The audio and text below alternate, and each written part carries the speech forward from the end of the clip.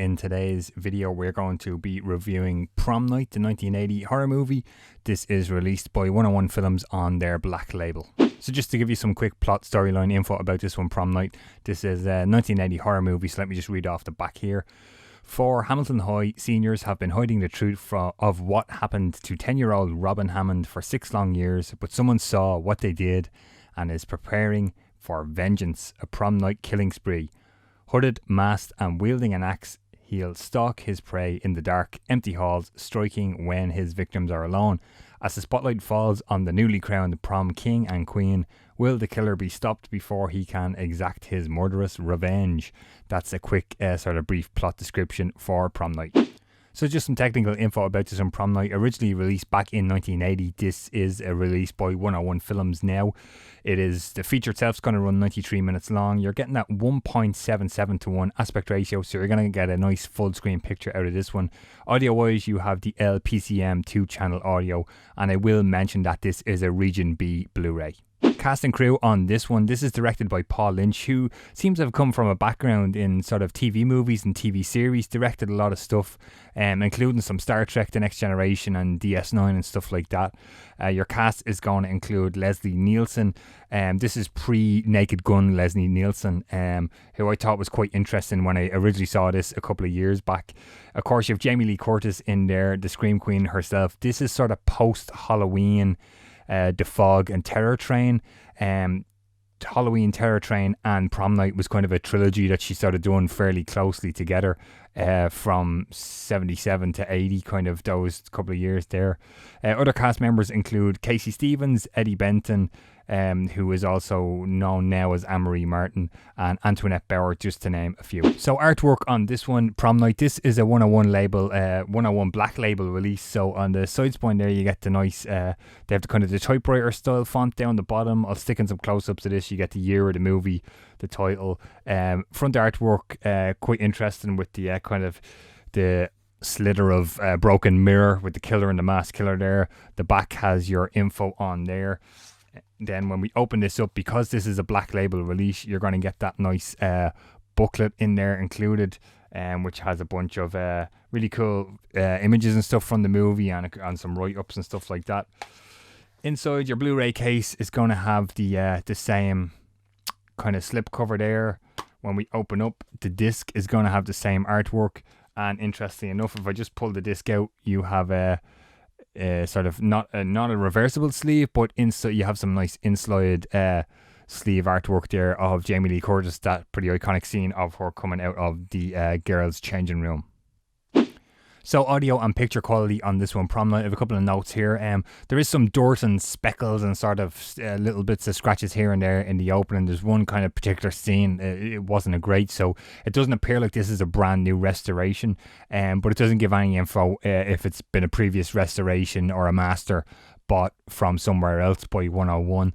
I will mention the audio does the job, no complaints there. 2-channel LPCM track and features a highly regarded disco soundtrack on this one as well. So just a couple of notes now about the movie itself. I have seen this years ago and hadn't seen it until 101 announced this release. So I haven't seen it in a long time, and this was kind of a rewatch. So just a couple of notes. This may contain some spoilers, so I don't know if you might want to skip ahead in this video if you haven't seen this one before. But basically, there's, the film opens with 4 kids playing kind of a version of hide and seek they call The Killer Is Coming, in this kind of abandoned building. And the 10-year-old Robin ends up sort of being killed, I guess maybe accidentally, and the 4 kids decide to cover it up. It sort of jumps 6 years later, where the killer sort of is going to strike on Prom Night. Interesting enough, when it jumps 6 years later, the film does sort of feature these creepy phone calls. I thought they were quite interesting. The kind of quick shots, the camera switching from the phone, the telephone cord, up close to the mouth on the phone. All that sort of stuff was really interesting, I thought. And he has the killer has like a notebook with a list of names, which sort of reminded me of Kill Bill, where the bride has the crossing off the names as she kills them. The killer's crossing off names as he phones them up to tell them basically he's coming to get them.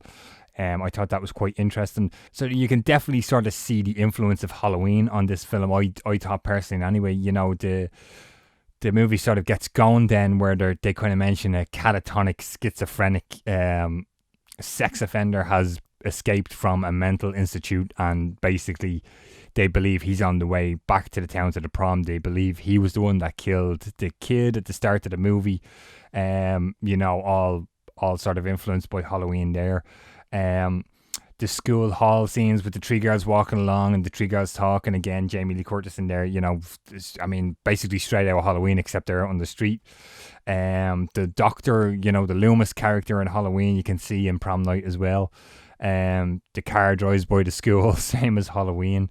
And then influences from Carrie as well, basically the prom, and there's kind of there's a group of bad kids plotting to do something on prom night to Jamie Lee Curtis as the prom queen. So definitely some influences from Carrie on this one as well. All the action basically takes place in the final third of the final act of the movie. The first kill basically doesn't even come until just over the hour mark into the movie, and with a total of 93 minutes, all your action's going to take place in that final 30 minutes. I will say on the first kill, there's kind of slow motion of the killer sort of coming up behind, and picture looks super grainy, really slow motion. Again, as I mentioned, I don't know if this is a new restoration, but a little bit over grainy, the picture quality looked there. In terms of the kills, I feel kind of nothing is sort of shown. It's aftermath kind of stuff, with obviously some practical effects sort of used after the fact of the kill, which was quite interesting. Because the director kind of mentions in the bonus features that he always thought of this as a thriller, and they kind of added some stuff in after the fact to try and make it more of a horror. The distributor wanted to kind of market this stuff as more of a horror slasher kind of thing.